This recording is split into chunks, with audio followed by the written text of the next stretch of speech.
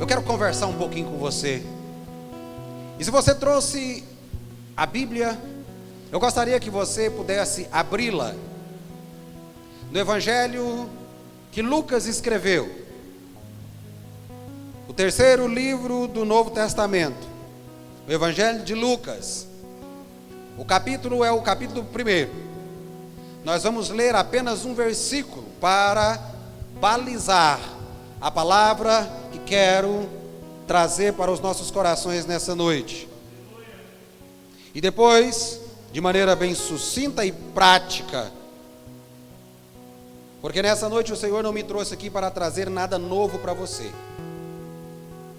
Nada novo, apenas para rememorar aquilo que está no seu coração. Eu quero que você levante a sua mão e diga glória a Deus, porque o Senhor te trouxe aqui nessa noite exatamente para reaquecer coisas na sua vida que estão esfriando, ou que já se esfriaram, que estão ali no canto. Ele te trouxe aqui nessa noite exatamente para colocar fogo nisso mais uma vez, a fim de que você saia daqui com o seu coração ardendo acerca do que Ele tem para a sua vida. Se você crê, diga mais uma vez glória a Deus. Evangelho de Lucas, capítulo 1, versículo 37. A minha versão diz assim: porque para Deus não há impossíveis em todas as suas promessas. Vou ler mais uma vez. Porque para Deus não haverá impossíveis em todas as suas promessas. Quando este texto chega até nós, precisaríamos nos remeter à expectativa de todas as promessas que esse Deus faz. E quando o texto utiliza esta palavra todas, dá um indicativo de que não são poucas, que não são limitadas e que não são fáceis de se classificar, porque do contrário, ele as haveria classificado ou distribuído em cada um na sua casinha, em ordem, enfim. Mas são muitas promessas, são todas as promessas, porque esse Deus é um Deus que tem abastança de promessas. E sei que você está aqui hoje, pelo menos uma promessa de Deus você tem na sua vida de modo específico e pessoal. E o que o texto nos começa a lembrar e nos fazer entender e olhar nessa direção é que diante de Deus não há impossibilidades para o cumprimento das suas promessas. Porque lhes digo essa noite, eu mesmo já fiz muitas promessas que, de forma que o tempo vai passando, houve uma impossibilidade para que eu as cumprisse.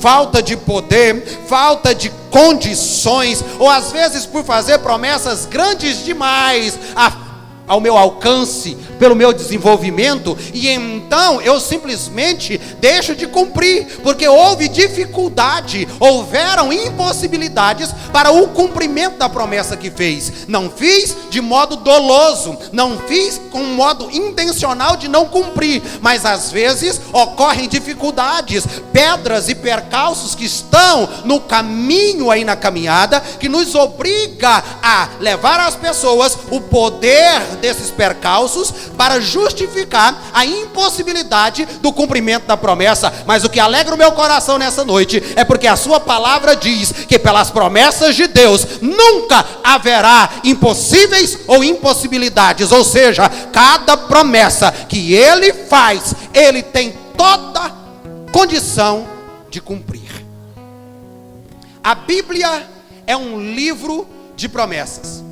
Há quem diga que em seu conteúdo existam 7.000 promessas, só de bênçãos para aqueles que se enquadram no querer e na vontade do Senhor. Mas, quero te dizer, é um livro de promessas, mas das promessas de Deus. E existe uma grande diferença, e é extremamente diferente você dizer que tem promessa e você dizer que tem promessa de Deus. Tem alguém nessa noite que tem promessa de Deus na vida? Há uma diferença quando você diz: eu tenho algumas promessas. O político que apoiei na campanha passada, ele me fez promessa, ou seja, eu tenho promessa na vida. Mas quando você diz: eu tenho promessas de Deus, agora tudo começa a fazer sentido e tudo começa a tomar um caminho diferente, porque receber promessa de Deus é diferente de receber promessa dos homens, porque a própria palavra do Senhor diz no livro do Números, capítulo 23, versículo 19, dizendo: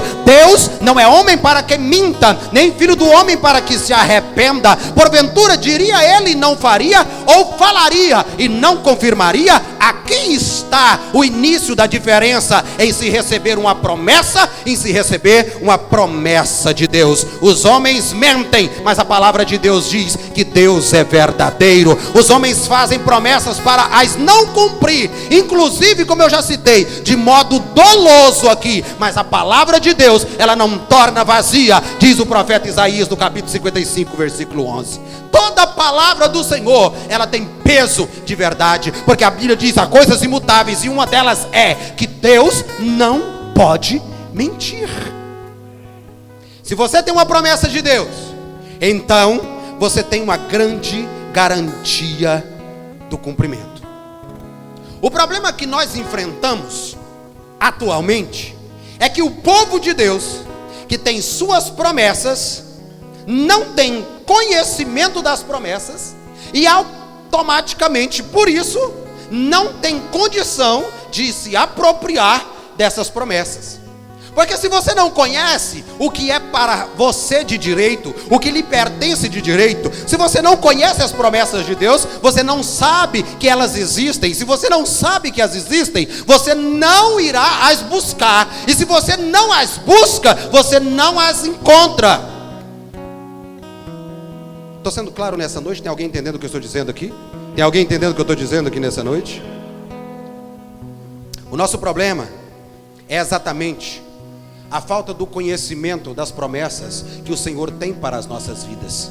E então vivemos como um povo flagelado e desprezado por Deus, porque tudo que Ele tem está registrado aqui no seu livro para nós, de modo geral, e faz parte das nossas vidas. E às vezes, uma outra problemática é que quando as pessoas passam a ter conhecimento, discernimento das promessas de Deus para a sua vida, eles são a geração do macarrão instantâneo, querem as coisas em 3 minutos, é instantâneo, é no estalar dos dedos, é rápido, porque se não ocorre, então essa promessa não é para mim, ou essa promessa não é de Deus, ou a Bíblia nem é uma verdade, ou Deus nem existe. E a gente começa a ver pessoas que outrora estavam agarradas nas promessas do Senhor e de repente estão nas redes sociais proclamando a inexistência da veracidade da palavra de Deus e do próprio Deus, porque querem algo agora, para já, para instantaneamente. Mas eu quero aqui nessa noite, da parte do Senhor, dizer para você que Ele te chama ao ponto da paciência, à longanimidade, a esperar, porque o Deus que faz a promessa, e eu vou mudar o tempo verbal, o Deus que fez a promessa é aquele que garante que vai cumprir a promessa na sua vida. Mas não tem a ver com o seu tempo, com a sua vontade, com a sua urgência, tem a ver com o propósito que Ele tem com essa promessa se cumprindo na sua vida. Olha, quando analisamos a palavra do Senhor, nós começamos a ter mais paciência, porque José tinha promessa do Senhor, sim ou não? O Senhor lhe fez promessa, o Senhor lhe apareceu em sonhos, o Senhor lhe mostrou como seria a sua vida, sua família se curvando diante dele, e o Senhor o exaltando. Mas para ver essa promessa cumprida na sua vida, ele teve que esperar dolorosos 13 anos, até ver seus irmãos diante dele, precisando da sua intercessão.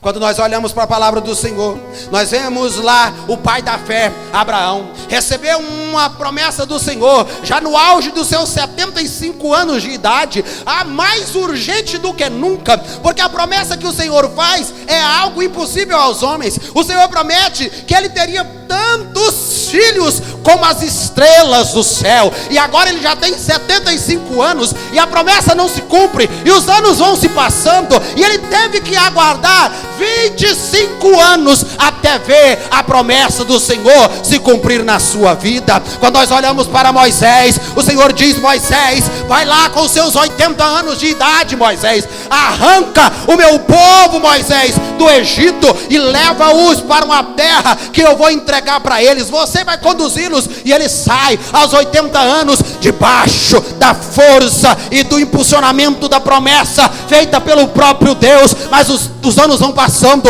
o tempo vai passando, e aquele povo não vê, aquele povo não vê, aquele povo não vê, até que 40 anos depois, o Senhor chama Moisés, fala para ele: sobe no monte, Moisés, você vai partir, mas você precisa ver algo.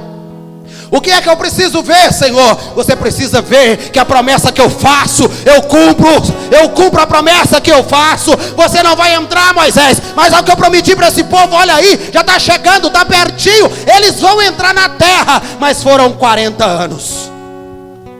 E mais do que isso, ainda nos dias dele, de Moisés, havia um menino chamado Caleb. Caleb tinha 40 anos, era impetuoso, crente, aplicava a fé com autoridade, cria no Deus a quem servia. Ele sabia que os gigantes eram enormes, mas que o Senhor era muito maior do que os gigantes, e por isso mesmo ele recebe uma promessa do Senhor. E os anos passam, e Moisés passa, mas o Senhor pega aquele povo, coloca aquele povo na terra, conduzidos por Josué, sucessor do grande profeta Moisés. E agora, na distribuição, cada um no seu quadrado, cada um para o seu lado, todo mundo recebendo as suas promessas. Lá vem Caleb, Oriande canta labás. Lá vem Caleb falar com Josué. Mas o problema, Eliseu, é que já haviam passado 45 anos, mas aquela chama da promessa do Senhor estava acesa em seu coração. Lemaçu e canta labás. Ele chega para Josué e fala: 40 anos eu tinha quando me foi feita essa promessa. 45 anos se passaram, mas o meu vigor, a minha vontade, o meu desejo é o mesmo, e o Senhor poderá cumprir sua promessa em minha vida. É preciso que você entregue realmente o seu caminho ao Senhor.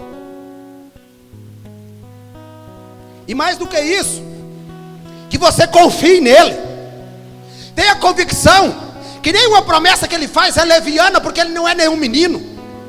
Nenhuma promessa que ele faz é mentirosa, porque ele nem é homem e nem é da descendência humana. Ele é Deus, o único Deus verdadeiro. E não há impossíveis, não há empecilhos, não há degraus, não há dificuldades, não há muralhas, não há barreiras. No decorrer da história do povo de Deus, Deus foi passando por cima de todo e qualquer empecilho, de toda e qualquer barreira, de toda e qualquer muralha, para que ele pudesse cumprir a sua promessa para o seu povo. Porque a palavra do Senhor diz que ele vela por mim, ele vela por você, mas antes de tudo, ele vela pela sua palavra, para que ela se cumpra. E é por isso que eu me alegro, porque sei que não passarei sem ver cada uma das promessas do Senhor se cumprirem na minha vida. E é preciso nós pensarmos que existem as promessas gerais, registradas na palavra para todo o povo de Deus, que abarcam todo aquele que crê. Existem as promessas pessoais, aquela que ele faz de modo exclusivo e pessoal, único para cada um, de modo específico e particular, cada um com as suas particularidades, personalidades, sentimentos, necessidades, sonhos, ambições. E o Senhor é um Senhor cheio de promessas a dar e a revelar. O que eu quero dizer nessa noite é fácil nós entendermos e sabermos que o nosso Deus é um Deus que faz promessas. Mas como eu já disse, um grande problema que às vezes enfrentamos é o não conhecimento dessas promessas. Como saber o que é para mim, se eu não conheço o que está para mim? E eu vou aqui caminhar para concluir, mas quero falar para você nessa noite de algumas promessas que o Senhor tem para mim, tem para você e tem para todo o seu povo na face da terra. Quer ver? Uma das grandes promessas, entre tantas que o Senhor tem, uma delas que para mim é muito especial, é a promessa do pão cotidiano, ou seja, da provisão diária. Lembra o que Davi disse? Eu fui jovem, hoje eu sou velho, mas eu nunca vi um justo mendigar o pão, e nem a sua descendência padecer necessidade. Porque o Senhor é provisão diária. O Senhor está sempre para os seus, para os que lhe creem. Ele tem para você. Olha o que a palavra do Senhor diz em Mateus, no capítulo 6, versículo 31, 2, 3. Eu quero ler com você. Diz assim: não andeis ansiosos, pois inquietos, dizendo: que comeremos? Ou que beberemos? Ou com que nos vestiremos? Porque todas estas coisas os gentios procuram. De certo, vosso Pai Celestial bem sabe que necessitais de todas estas coisas. Mas buscai primeiro o reino de Deus e a sua justiça. Olha a promessa: e todas estas coisas vos serão acrescentadas. Diga glória a Deus. Ele tem promessa de provisão diária. Ele tem promessa do pão cotidiano. Quando você prioriza o que é de Deus, Ele te mantém a despeito das adversidades. Podem se secar os rios, pode não haver mais farinha na panela, pode não haver mais azeite na botija, mas para Deus não haverá impossíveis no cumprimento das suas promessas. Olha, o que eu disse aqui já é tão maravilhoso, que esse Deus é o Deus que nos incentiva a nos agarrar na sua palavra e a buscá-lo. Quando ele vai ensinar a orar, no mesmo capítulo 6 aqui, no versículo 11, ele nos ensina a pedir: o pão nosso de cada dia nos dá hoje. Ele nos ensina a pedir, nos preocuparmos com hoje, mas levantarmos pela manhã, certos de que mesmo que esteja tudo enegrecido, que esteja tudo trancado, que esteja tudo fechado, existe um Deus da condução de tudo, que é aquele que faz a promessa e que diz nos garantir a provisão diária. Outra promessa, que para mim é muito importante, e vou dizer essa e mais um e encerro. Olhe para mim. Outra promessa é o Espírito Santo. Ah, que maravilha. Ele te promete o Espírito Santo, porque ele sabe que todos precisam do Espírito Santo. Assim como a porção diária do pão, diariamente também você necessita da companhia do Espírito Santo. Saiba que assim como o Senhor se preocupa e te promete não deixar padecer necessidade ou lhe faltar o pão, Ele também tem a promessa de te não deixar sozinho, mas te manter acompanhado o tempo inteiro. Olhe para o texto, veja o que diz a palavra do Senhor. Lucas 11:13. Pois se vós, sendo maus, sabeis dar boas dádivas a vossos filhos, quanto mais dará o Pai Celestial o Espírito Santo àqueles que lhe o pedirem. É uma promessa que Ele te faz. É uma promessa que Ele te faz. Basta que peça. E aquele que pede terá o Espírito Santo. Para quê? Para o que ele diz em João, no capítulo 14, ele dá uma explicação, detalhes a mais. Ele diz: eu rogarei ao Pai, e Ele vos dará outro Consolador, para que fique convosco para sempre. O Espírito de verdade, que o mundo não pode receber, porque não o vê nem o conhece, mas vós o conheceis, porque habita convosco e estará em vós. É muito interessante ao analisarmos o que Jesus diz.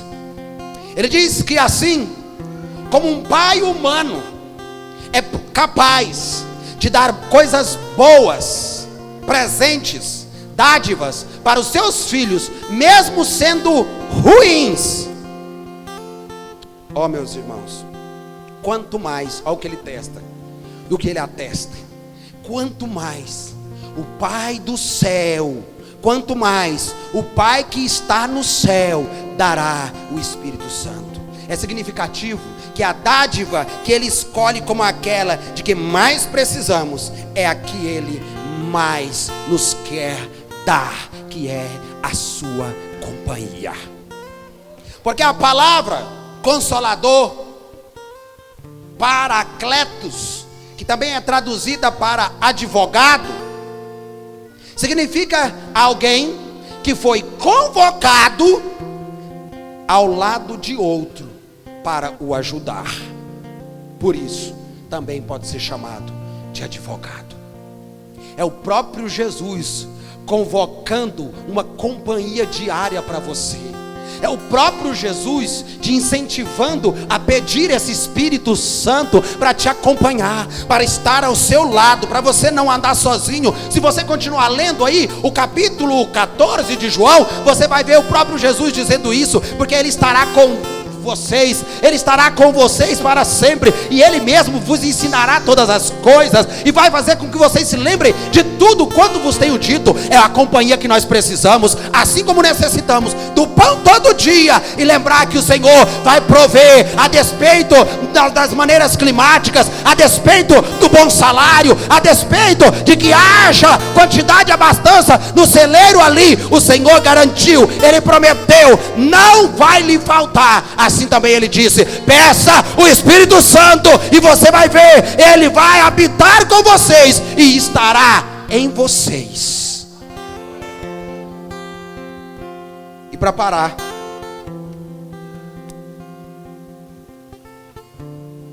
eu quero falar de uma, e nessa noite a última que cito, promessa de Deus. A promessa da salvação, a promessa da vida eterna. Que gloriosa promessa, que linda promessa, que firme promessa. E a palavra do Senhor diz em 1 João, no capítulo 2, versículo 25: e esta é a promessa que Ele nos fez, a vida eterna. Diga glória a Deus. Seja grato por essa promessa. Tome essa promessa para você todos os dias. Ele faz essa promessa, Ele cumpre essa promessa. Não tem dificuldade no cumprimento dessa promessa do Senhor para você. Pastor, mas eu sou tão falho, tão pecador, tão vacilante. O interessante é que o cumprimento da promessa não depende de você. O cumprimento da promessa depende de quem fez. E quem fez não tem nenhum impedimento para ele cumprir na sua vida. Mas o pecado, foi para isso que Jesus veio. Diga glória a Deus. Exatamente por essa dificuldade. Mas eu quero concluir com João 14, a partir do 1.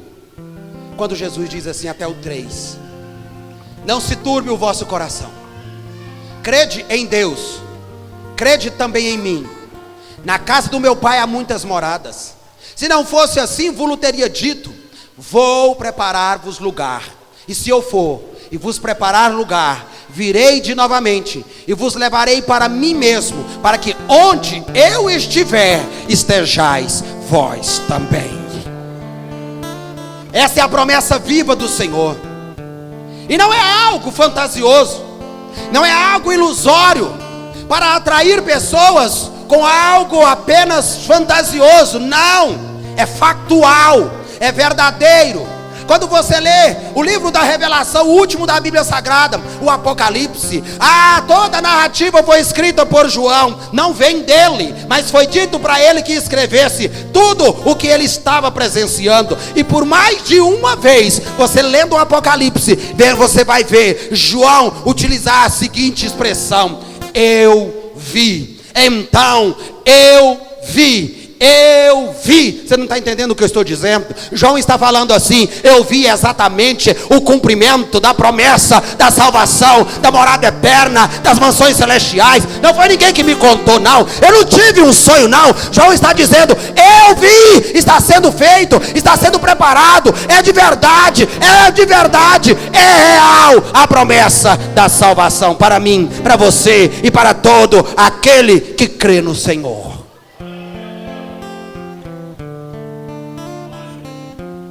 Eu não sou bom, e não há em mim nada que justifique o cumprimento das promessas do Senhor na minha vida. Porque conforme diz a palavra, se eu lutar para ajuntar todas as minhas justiças, o cumulativo delas, a somatória das minhas justiças, elas dão em um trapo de imundície, num pano de limpar sujeira.